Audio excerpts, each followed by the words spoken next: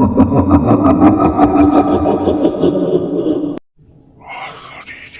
ছায়ার কথা এখানে গল্প নয়, সত্যি ঘটনা শোনানো। সবাইকে স্বাগত জানাচ্ছি অশরীরী ছায়ার কথার পঞ্চম এপিসোডে। আশা করি সবাই ভালো আছেন। কে কোথা থেকে শুনছেন এবং কাদের সাথে শুনছেন অবশ্যই কমেন্ট করে জানাবেন।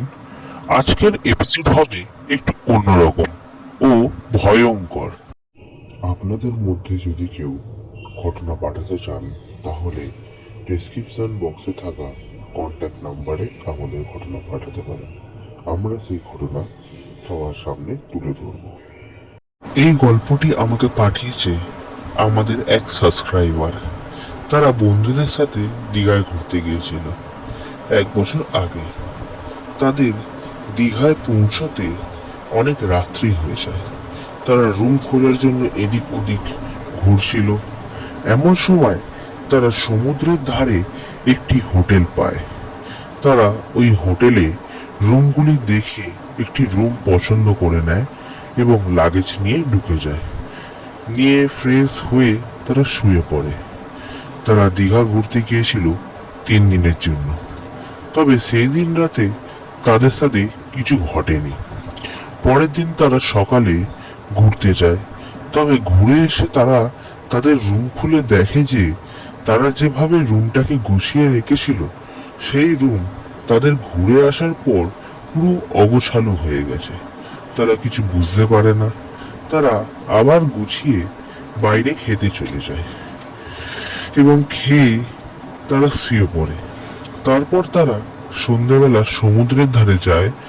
তারপর তারা ঘুরে একেবারে খেয়ে রুমে আসে এবং শুয়ে পড়ে।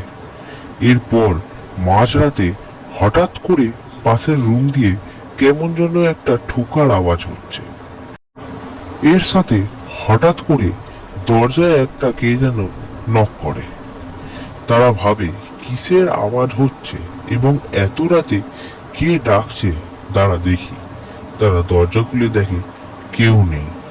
তারপর তারা আবার শুয়ে পড়ে এবং পরদিন সকালে তারা সমুদ্রে যায়, স্নান করে এবং রুমে এসে চেঞ্জ করে খেয়ে দিয়ে শুয়ে পড়ে।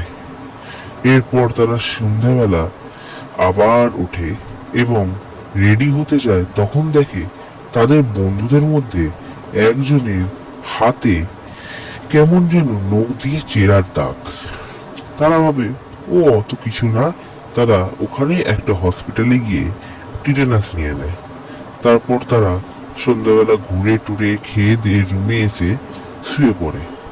সেদিন রাতে ঠিক ওই 2:30 নাগাদ তাদের দরজায় আবার কে যেন নক করে এবং তাদের ঘুম ভেঙে যায়।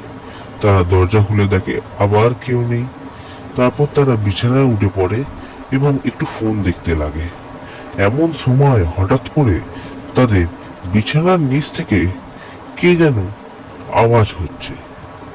তারা নিচের দিকে তাকিয়ে দেখে কেউ নেই। এরপর তারা যখন উপরের দিকে তাকায় তখন দেখে যে একটি ছায়া তাদের সিলিংয়ে বেয়ে চলে যাচ্ছে। তারা তা দেখে প্রচন্ড পরিমাণে ভয় পেয়ে যায়। তারা আর ওই হোটেলে থাকবে না বলে সিদ্ধান্ত নেয়। পরদিন সকাল হতেই তারা তাদের লাগেজ নিয়ে বাড়ির জন্য রওনা দেয় এবং বাড়ি ফিরে আসে। এরপর তারা দেখে যে তাদের পিঠে একটা হাতের পাঞ্জার দাগ।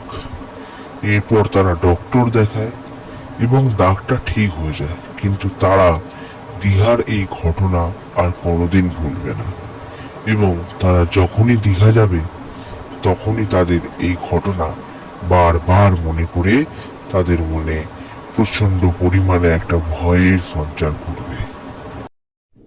এই ঘটনাটি যদি আপনাদের ভালো লেগে থাকে তবে অবশ্যই একটি লাইক, সাবস্ক্রাইব এবং পাশে থাকা বেল আইকনটি ক্লিক করে দেবেন এবং আরো বেশি বেশি করে শেয়ার করবেন। ধন্যবাদ।